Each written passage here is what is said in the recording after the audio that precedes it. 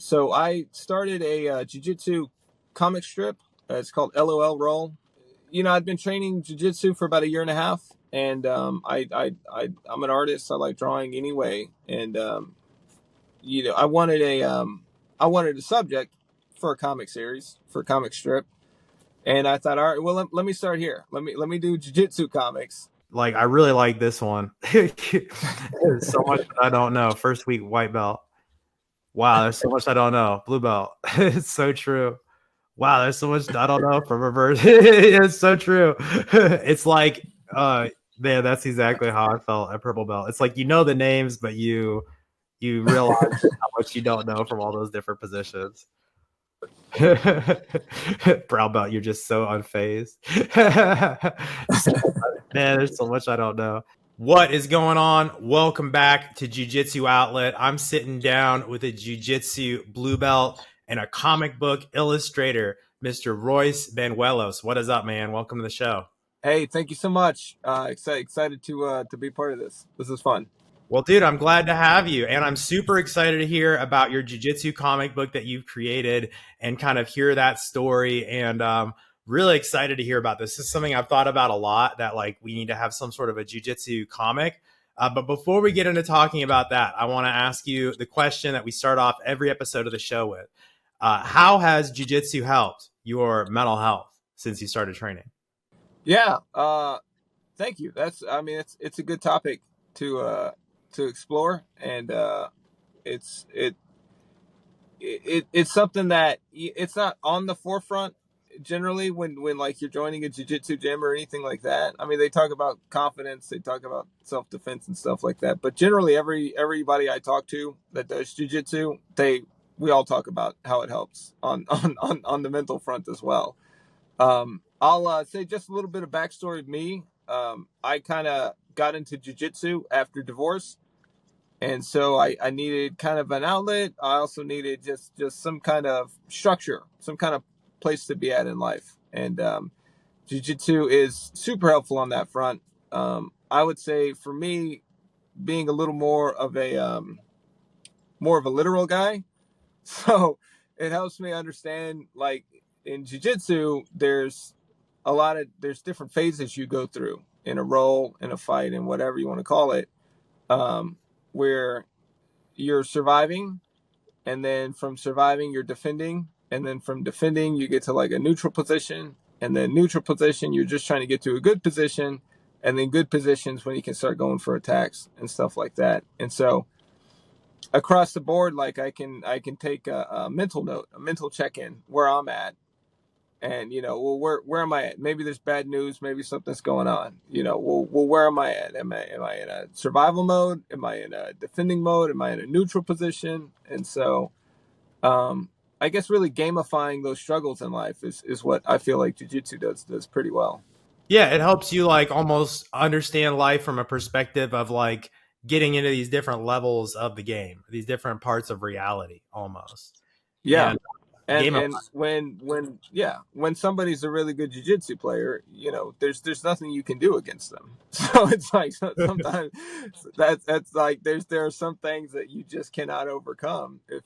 If you're getting squished and you got to tap, and that's the good thing about staying humble. That keeps you humble and stuff like that, and helps you process some of the harder things in life that you really can't control. Yeah, I feel like that's a big part of jiu-jitsu, is kind of telling you that humility with life, basically. It carries over into other areas of life. You realize that there's certain things that you're almost just not going to be able to overcome, and you become very accepting of that. Like getting caught in someone's bow and arrow choke, for example, again and again and again. You eventually have to surrender to that process. And obviously you want to get better over time and eventually get to where you're defending that bow and arrow choke or whatever. But in that moment, that day when you're getting smashed by that technique or by that one training partner, you just kind of have to let go and realize, like, well, here we are getting beat up, Right. getting tapped every 30 seconds by this dude. I'm going to have to go back to the drawing board and figure some stuff out. But in the moment, you're just kind of trying to survive. But survival almost becomes this like Zen state of just letting go, being like, well, here we are getting smashed. Right. Gotta try to Right. survive as long as I can, but hey, he's getting me every 30 seconds and there's still 5 minutes left on the clock. What now? Like, what are we gonna do? Just gonna have to defend and hope for the best. And that teaches you a lot about life. You're right. Like, there's some things you just can't control. Yeah, absolutely. And yeah, it's good to have, because I've thought about it before too. You know, like there's some people who ask, especially when you're new to it. You know, there are times where you ask, like, man, maybe I just suck at this. Maybe I'm just really awful at jiu-jitsu. And so I had to think about it. I was like, well, what are the benefits of jiu-jitsu, even if you suck at it? And I mean legitimately. Like, I don't mean like, you know, we all struggle, we're new, we're learning your technique. I mean, let's just say you're really bad at it. You're not good at it. You've been going 10 years and you're just not good at it. You know, what are the benefits there? And I think one of the strongest benefits, outside of, you know, community and exercise and stuff like that, is that you get used to grabbing somebody and you get used to being grabbed. You if you've never been grabbed before and somebody grabs you, it's like a shocking experience. People crumple like you know, sheets of paper or like spaghetti if they get grabbed by somebody. But at least if you're grabbing and you're getting grabbed on a, you know, weekly basis, even if you're terrible at it, like mentally you're like, okay, I'm fine. You know, okay, I'm in an all right spot, you know. Yeah, you're surviving at least. Yeah. Whereas, I mean, if you've never been grabbed before and you get grabbed in some kind of violent way, you know, it's traumatizing. It can hurt your whole life. It can hurt your whole existence in some cases. And so if you're doing that every single week, grabbing, and you're, you know, it's not so startling. Like I said, even if you're terrible at jiu-jitsu, it's like there's so much strength in being, I don't want to say okay in those situations, but knowing that mentally you'll be able to process it, you'll be able to get past it, even if an encounter happens. Yeah, you're right, man. There's so many people that the moment you apply a bit of pressure, they literally fold, like they literally fall over. And you know, I found a lot of times if I'm going against a brand new person, the move that works best is just grabbing him by the back of the head and pulling him down into turtle and then choking him out or taking their back or something like that. But with a lot of people who aren't trained, especially if they don't have like strong necks, people they tend to lead with their head. Just if they're not trained, it's just kind of their natural reaction to lead with their head, and you just grab them and pull them down. You know, it's not like you need some crazy spinning back fist move to beat these Right. people. Like, you just kind of yank them down. You're totally right. It's crazy. And you learn quickly though to defend against that, you know, and then you progress. Just Right. like, you know, anything, man. It's beautiful. Mm-hmm. Love it. Well, dude, let me ask you this. How do you feel jiu-jitsu has helped other areas of your life, like your relationships or your job or just other areas of your life off the mats? It's helped, we'll say, across the board as far as communication goes. Um, Jiu-jitsu is direct confrontation. And when it comes to communication, I think confrontation is probably the hardest thing to get over, or the hardest thing to learn how to deal with when it comes to communicating. Um, so whether it's in a relationship, whether it's at a job, whether it's with your kids, or it's with, you know, I mean, I got kids. I don't know if you got kids or anything like that, but, or with, let's say, a stubborn family member, you know, generally we avoid conflict. And so one thing that jiu-jitsu does is that it forces you into conflict. It forces you to understand, like I said, those dynamics. When am I losing this battle? Like when do I need to tap out? When's the point of submission here? When's the point where I can go in for an attack? When are we neutral? And, you know, and I think it's helpful in communication across the board that way. So if I'm at work and there's a, you know, a bit of a confrontation, bit of, you know, there's a conflict, you know, and so it helps with conflict resolution, which I think is a pretty powerful skill. Yeah, people talk a lot about jiu-jitsu as self-defense and how jiu-jitsu can help you in a street fight, defend yourself and all that stuff. And that's all great. But I found it's way better almost as like a mental self-defense. Like you're going to be a lot harder to push around or bully mentally. And I think that that's something that doesn't get talked about enough is you become a lot better in confrontations with other people. And if you're someone who's been training jiu-jitsu your whole life, you're a lot less likely to end up in an abusive relationship with some spouse who pushes you around or abuses you or something like that, because you just won't handle it. You just won't take it. You're just like, fuck you. I'll push you back or I'll choke you out. Don't slap me or whatever. Like, you're Right. not going to end up getting pushed around by some toxic boyfriend or, whatever, especially if you're a woman. You're not going to be ending up in some relationship where you're a victim, or a man. I mean, I've been in relationships that are not great either. And a lot of times you feel like a victim. But if you learn how to stand up for yourself physically, that translates emotionally as well. And you're not going to let people push you around at work or in your relationships or anything like that. It's not like you're going to be hostile, but you're going to be able to stick up for yourself if someone is trying to talk down on you or make you feel lesser than or something like that. For sure. Dude, it's powerful, man. I love what you're saying. And I want to hear about your comic book and kind of what inspired you to start doing this. And before we hear about that, can you just tell us a little bit about it for people who haven't heard about what you're doing? Absolutely. I would love it. I appreciate the opportunity, the platform for it. So I started a jiu-jitsu comic strip. It's called LOL Roll. It's, I've been training jiu-jitsu for about a year and a half, and I'm an artist. I like drawing anyway, and I wanted a subject for a comic series, for a comic strip, and I thought, all right, well, let me start here. Let me do jiu-jitsu comics, and just kind of feel it out, just kind of play around in this space. So one thing I really wanted to do too, when I go to competitions, I see that there's a bunch of people there for the kids.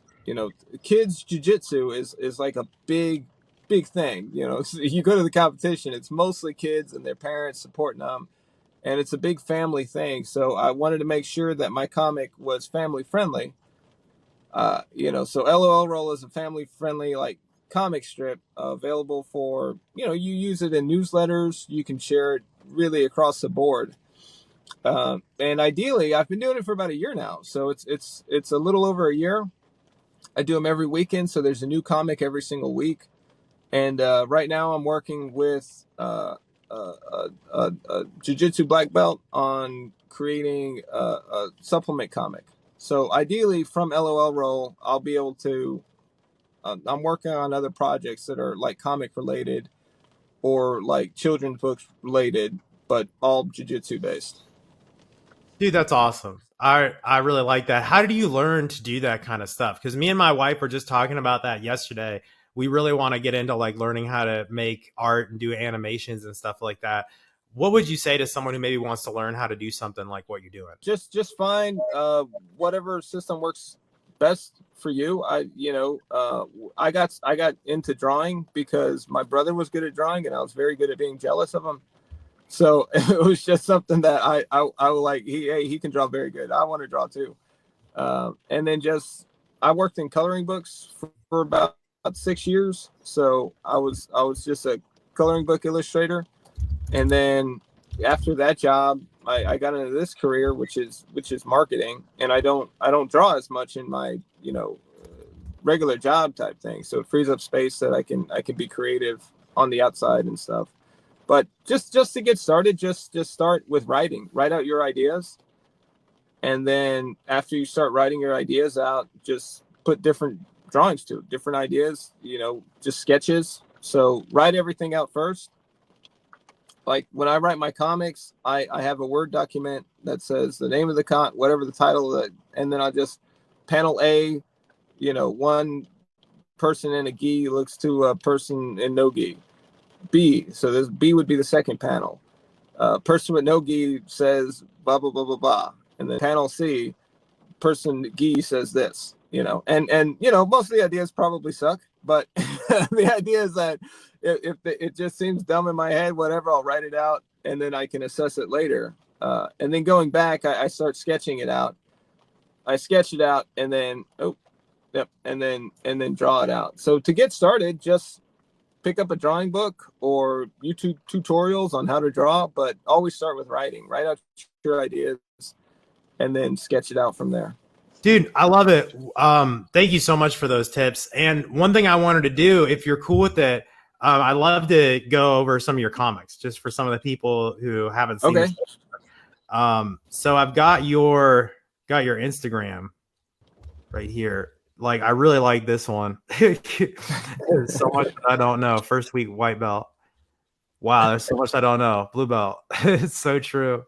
Wow, there's so much I don't know from reverse. It's so true. It's like, man, that's exactly how I felt at purple belt. It's like, the names, but you realize how much you don't know from all those different positions. Brown belt, you're just so unfazed. Man, there's so much I don't know. By the way, if you're listening to the podcast audio, go watch on YouTube so you can see these comics. Black belt. That's so silly. That's so true. He's got a lawsuit. Got medical bills. Love it. Love it. Details on there. So true. Oh, I like this. I love this. This is one of my favorite symbols, the rod of Asclepius. But oh man, thanks. Awesome. Dude, I love it. Let's look at what's one of your favorites. Oh man, that's there's that wrestling one there too. You see that purple belt and blue belt talking to each other? Yeah. Yeah, we click on that one. Used to wrestle. Don't worry, I can handle him.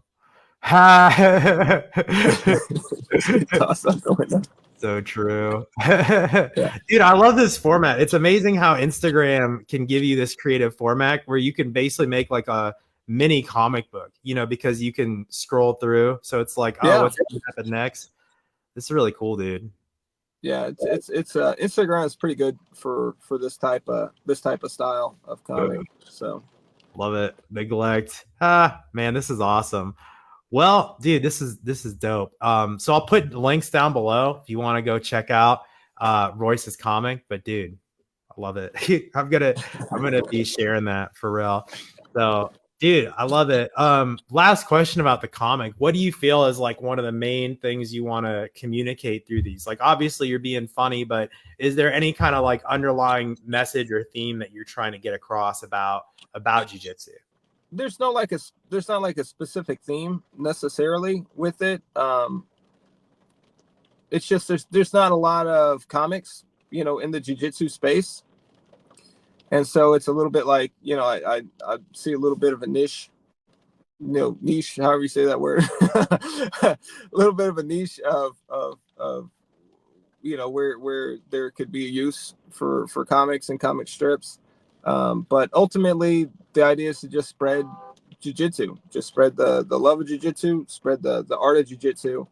And, if this helps out, and if this is a good way that people can share the comics, like I said, people are free to share the comics, share them with your school, share them with the kids at the school and stuff like that.